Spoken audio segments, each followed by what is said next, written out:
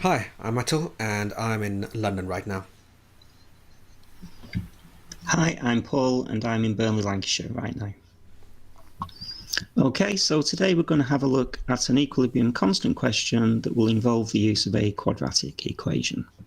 So let's get straight into it. We'll use the ICE method, as we often do for equilibrium questions.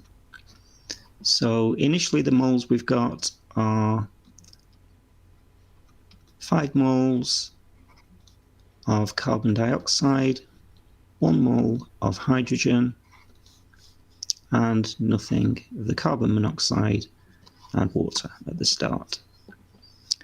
And we're not told what the changes or what we've got at equilibrium. So what we can say is that we formed X moles of carbon monoxide at equilibrium. And therefore the change for carbon monoxide must have been plus X. So do you know what the changes would be for the other reactants and products then? Yeah, it'll be just 5 minus x and 1 minus x, presumably.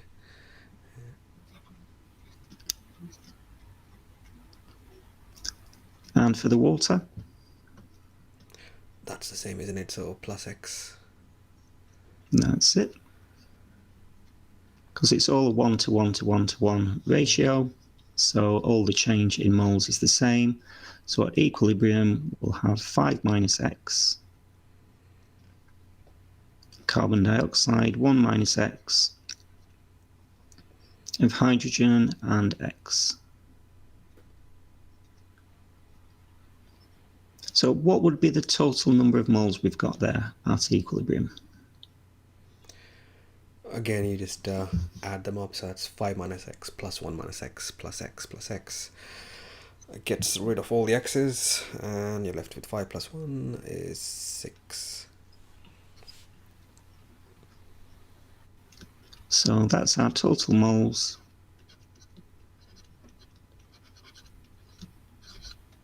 At equilibrium, which we'll need next for our mole fraction. And mole fraction is number of moles over total moles.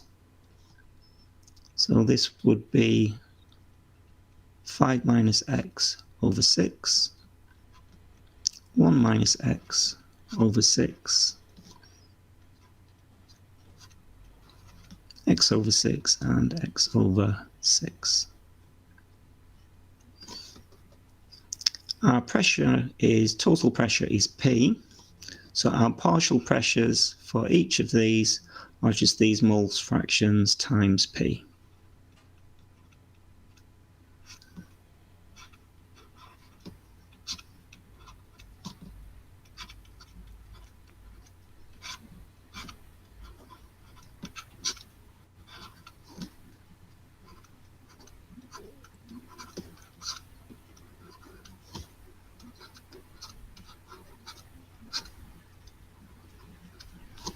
So if we then put these partial pressures into our equilibrium KP equation, so KP is products, partial pressures of products over partial pressures of reactants raised to the powers of the number of moles. All the number of moles here is 1.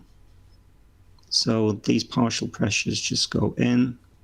So we've got the partial pressure of carbon monoxide times by the partial pressure of water, or steam as it is there, and partial pressure carbon dioxide times the partial pressure of hydrogen. So here we do partial pressure of carbon monoxide is xp over 6.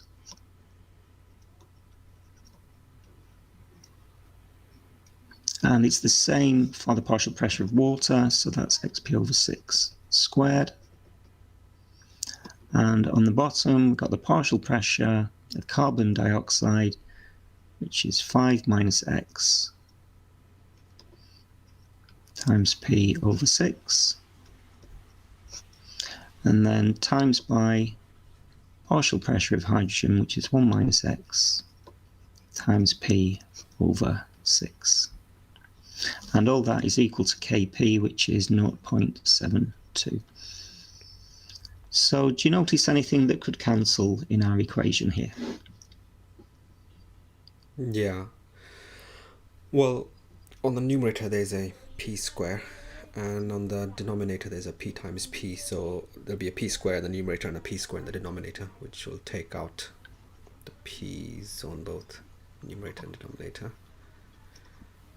And I also see that there's essentially a 1 over 6 square in the numerator, which is 1 over 36, and then there's a sixth multiplied by 6 on the denominator, which is also a 36th. So you've got a 36th on the numerator and a 36th on the denominator, which will take out all the 6's as well. Excellent.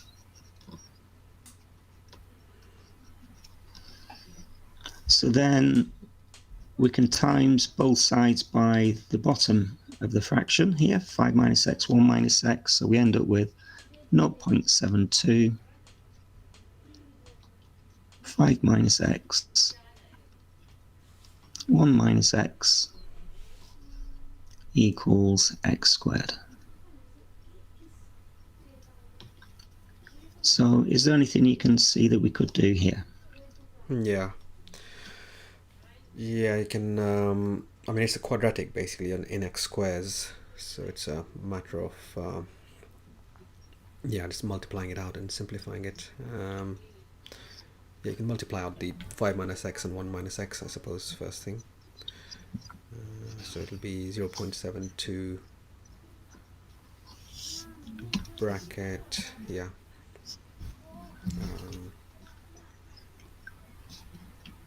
0.72 bracket 5 minus 5x minus 1x, which is minus 6x.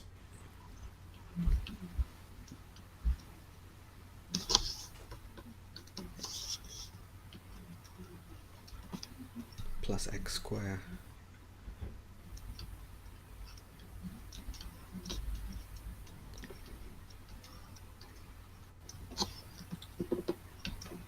all equals x square, obviously.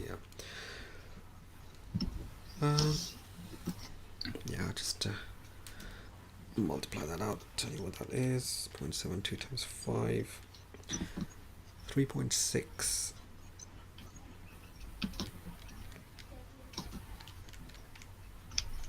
minus 4.32x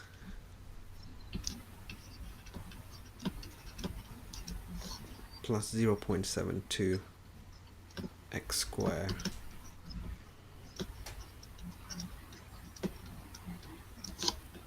equals x square. Okay. That's okay. Yeah, it's a quadratic equation. I don't mind writing it out.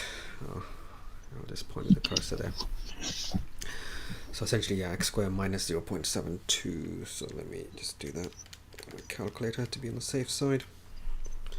So I end up at 0.28 x squared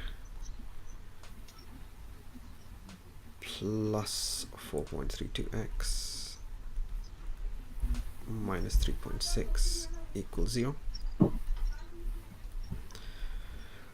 Not the most user-friendly quadratic. I wouldn't attempt to factorize that straight away. You most likely need the quadratic formula. Okay, so A equals, coefficients being A, B, and C there. 28 B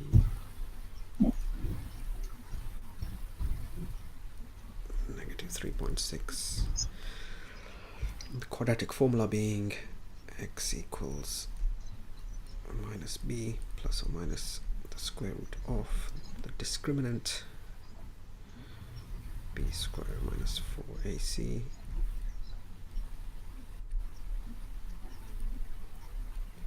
plug and chug.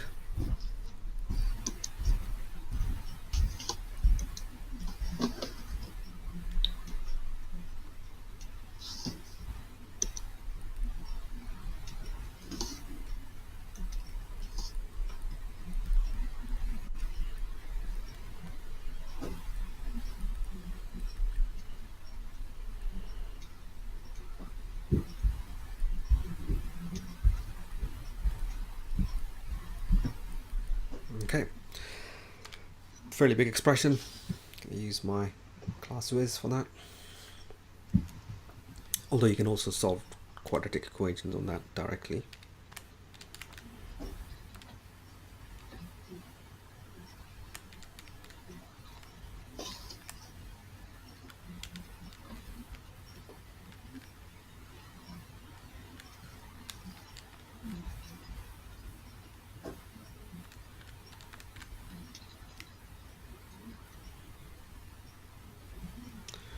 So one of the answers I get is 0.793 if I was to approximate that.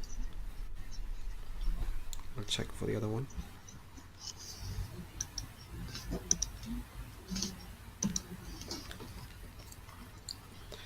The other one's a negative answer, so presuming that it's not part of it, but I'll write it out anyway. Minus 16.2. Cross that out. Yeah, our answer, if you look at the equilibrium moles, must be between 0 and 1, because one of our equilibrium moles is 1 minus x. So 0.793 would fit in with that. So now could we work out our equilibrium moles of our reactants and products? Yeah. So that's just a little bit out of space there, but I'll write it out there. Equilibrium moles would be... Yeah, I'll just move this down so we can see what they are. Yeah.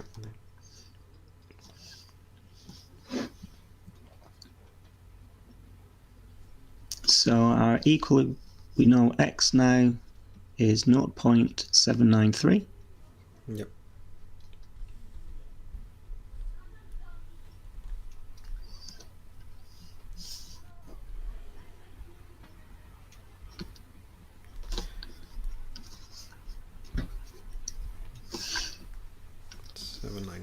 Okay. So our CO2 must be 5 take 0.793. Yep.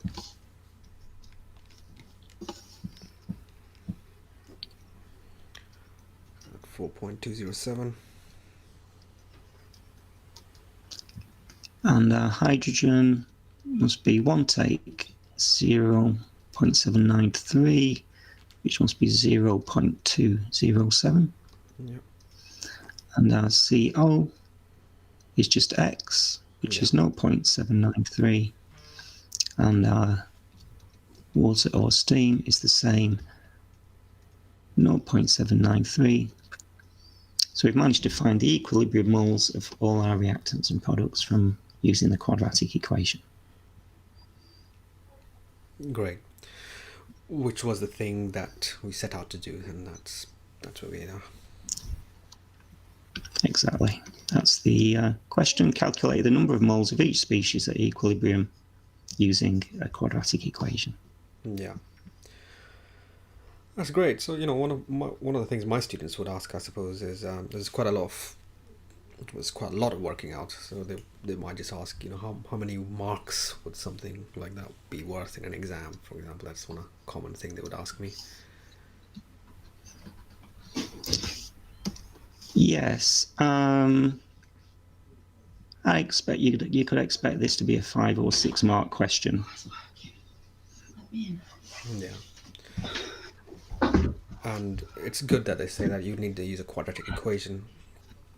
And obviously you have to have your GCSE maths fairly well in order to be able to do this, because of the algebra and then solving the quadratic equation as well. Yes. But most of the marks here will be getting to that point of the quadratic equation. And the other bit is really just understanding how you work out partial pressures. Yeah. So declaring it as X and then obviously applying the idea of the partial pressure mole fraction.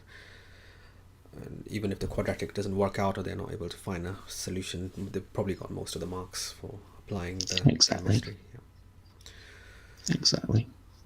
Okay, great. Yeah, really nice explanation and a nice video. I look forward to making the next one, whenever that one is. Yeah. Yeah, and thanks for your help, Atul. All right. Bye for now. Thank you. Bye.